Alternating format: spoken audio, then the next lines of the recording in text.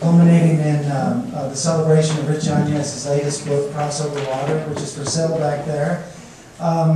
If you see me taking pictures, I just want you to know that it might appear in one or two places. We have a department Facebook page where we like to take pictures of all the readings, and so you might see some there.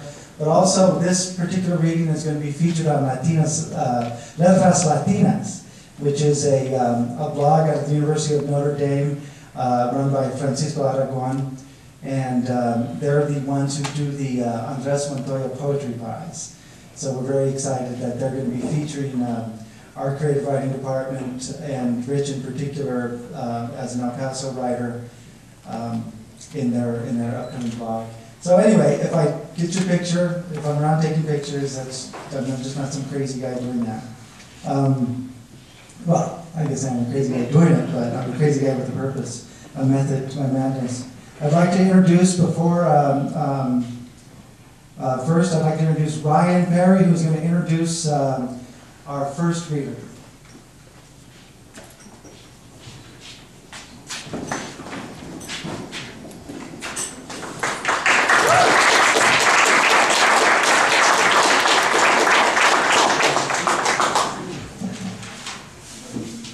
She gave me something to read.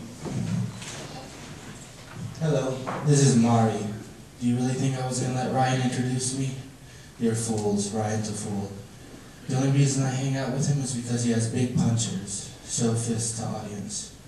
You're probably thinking I wrote this and made him read it, but he actually wrote this. He was trying to do an impersonation of me.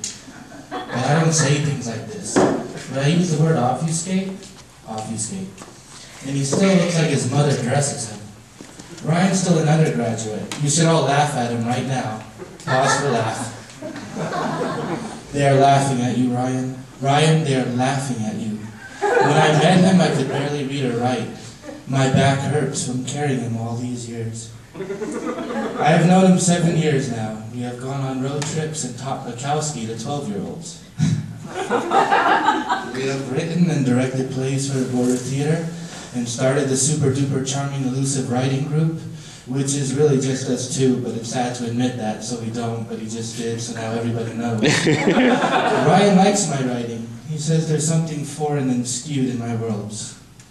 It was writing that made him approach me, write me the first letter that led to a 50,000-word conversation over that first semester, and one that is multiplied over and over up until this point, and now is spread on Post-it notes, drawings from England, graffiti stencils, burned CDs, books lent, plays with the two of us playing Russian roulette, and fake confusing introductions for public readings that should have been taken a lot more seriously, but I cannot because I absolutely refuse to have Ryan say anything sweet about me. Okay, enough. It turns into the most self-aggrandizing thing. I can beat Ryan at basketball, I have better shoes than him. So I would like to introduce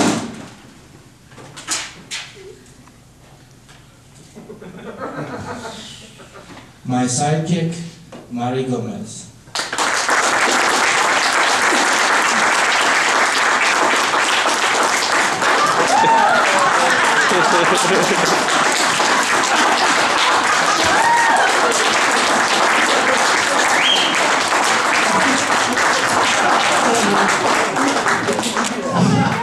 Hello.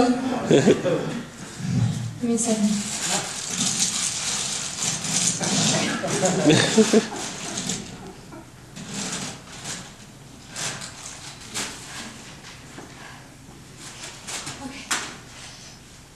Ryan, I want to be taller.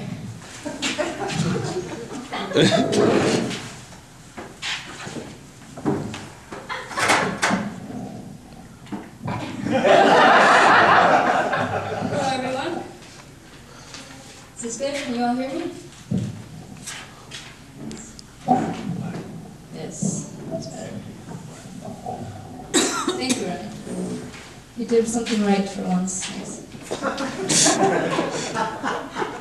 Okay, so the first story I'm going to read, it's called Mouse. She often found herself sitting at the kitchen table, facing the door, starting the most important, heated, and emotional conversations across the table to an unoccupied chair. She'd mouth the words with conviction. her lips chapped from her lack of hydration, her teeth stained and bitter, sending her carefully rehearsed words into the air as she imagined the reactions, the arguments. She overwhelmed herself with the imaginary discourse and was paralyzed, blinded, skewed with uncertainty, but with a strange satisfaction, a false sense of bravery, that she would slouch back on the plastic chair and smoke and wait. Then the door opened. Hot air from the outside wafted in. She saw him enter, his apron dirty with grease and red sauce, and she knew she'd have to scrub it later. She could hear the neighbor's dog rattle his chain outside, a rhythmic banging of metal against concrete. He passed by her as she sat staring straight ahead at him, turning her neck an approximate 45 degrees, as he kept walking and brushed her with his scent. She watched him as he entered the living room and turned on the television. The sound of the TV suddenly reminded her of the world existing outside, with or without her. With a quiet anticipation, he flipped the channel until he found the one he was looking for, the remaining minutes of a baseball game. He let his weight drop onto the couch, and the smell of tomato sauce traveled to her and made her gag quietly. She, in her late 20s, already tired and with a yellowing complexion, uncombed hair, a detachment within herself, remembers how long ago it was that she used to look up and notice him coming in, the outlines of his person. A small thrill would form at the pit of her stomach. Her earlobes would get hot and alight somewhere, and the complex human anatomy would go off, illuminating her from the inside, making her visible to all the satellites rotating in space, and making her, for a moment, matter. Now, at this moment, she mostly hoped that their conversations wouldn't be necessary. When the game ended, he smiled lazily to himself. His mind was scanning over statistics cluttered in his head, a useless database which more often than not consumed him in dry facts. He let out a sigh. His team had won, and so his day was complete. This led him to sprawl on the couch, with his mouth slightly open. She stood up from the chair and went over, stopping at the doorway of the living room. Cigarettes dried her mouth, and she stopped searching for words, though speaking seemed unnecessary with him, but polite, expected, like washing one's hands after using the restroom. At this point, the memories of them were unclear. Things had muddled and grown ordinary. His face had gone older, that she could tell. It had changed color somehow, like a house slowly decomposed by the weather, covered by overgrown trees, whitewashed by time. She had been sitting on the table all day fixing a budget, calling places she'd applied to, and doing the crossword puzzle in between. That only made her nervous system more agitated. Seeing as to her ongoing frustration, she could never finish the crossword puzzle and had to leave it for the next day's answers, and then very secretly, without anyone watching, though no one would, she would write the answers in quietly and feel a fleeting sense of accomplishment, followed by shame. Her eyesight, too, was blurry, her eyes tired, her muscles aching from the lack of physical activity that did not involve walking to the corner store for cigarettes. She would convince herself that one more cigarette would help her think better, so would charge them on her credit card and give herself more anxiety, which would in turn cause her to smoke more and have to return to the shop again for more cigarettes, which, even if she promised herself, she did not share. He sat up, maybe thinking that he should acknowledge her at this point. "What's up, Blue Eyes?" She tried to smile, but he was not looking at her anyway. He was sort of looking straight ahead, not really looking or staring at anything, but rather the paralyzed gaze one gets when they haven't slept in a long time, spaced and drowsy, removed. It was a look of agelessness, of resignation. "I'm doing okay," she finally answered. She felt a kind of contempt, a hopeless confusion towards time and its effects. She ran her hand through her thighs and felt them loose, soft, without shape. It was then she heard a sound. A tiny scratching near the stove. She turned quickly, barely catching a glimpse of a tiny tail. "Oh God," she said, sadly, excited by this, and walked over, trying not to make noise so as not to scare the mouse away. She squatted down and felt the tear of her pants, the one that ran up from the crotch area to her mid-thigh, split a little more. The mouse went in behind the stove, and he was still sitting in the living room with a blank face, half thinking of a woman that had smiled at him at work. Then from the kitchen she called his name. He walked over, a blank expression, unconcerned, uninterested. Even his walk was removed and bored in every way with her and the present moment. She felt she was 50 years old, and felt she was destined to be those women she'd seen in grocery stores with varicose veins, buying beer and lottery tickets. He leaned in, trying to see if he saw anything, and shrugged. "Just leave it," he said. "Let's catch it and throw it out," she said almost pleadingly, a dog wanting to go for a walk, expectant and hopeful. He leaned down one more time, got the lighter from his pocket, and lit the light close to the bottom of the stove. "You won't catch it," he said. "They're fast as hell." He went back to laying on the couch, grabbing, on his way there, a magazine to read, letting himself fall down on the pillows and then yawning and putting his feet up on the couch, still wearing his boots. Those boots always made her uncomfortable. They were steel-toed, heavy, threatening. She remained on her knees, a little befuddled and hurt, and then kept looking for the rodent. She began to hear its little paws everywhere, scratching against the ground, the wood of the cabinets, tearing open cardboard boxes of cereal, stale Pop-Tarts, scattering the sugar. She saw mice quickly multiplying. She saw 2 and 3 and 4, and then a little family that bred inside her stove hiding, slightly trembling, afraid of the outside except at night. She was there a while trying to lure the mouse out with cheese and fruit and poison. Nothing worked, and so she sat on the floor smoking. Some minutes passed in silence until she heard him get up and start walking this way, probably towards the bathroom.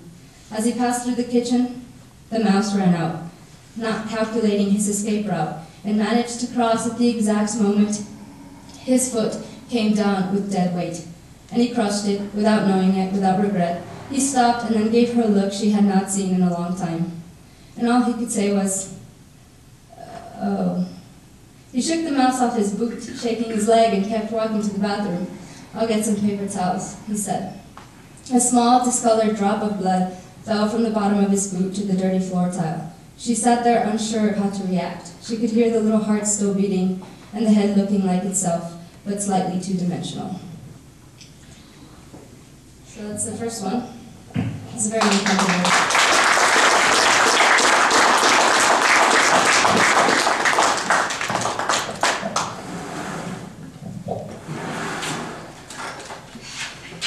Thanks, Brian. Hey, Ryan? The pages were out of order. Did you do that on purpose? Yes, Reed.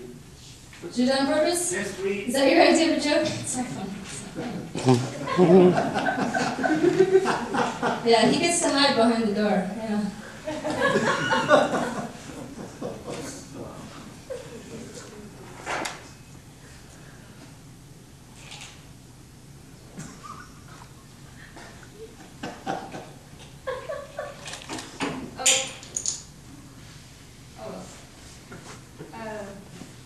This is awkward. Thank you, sir.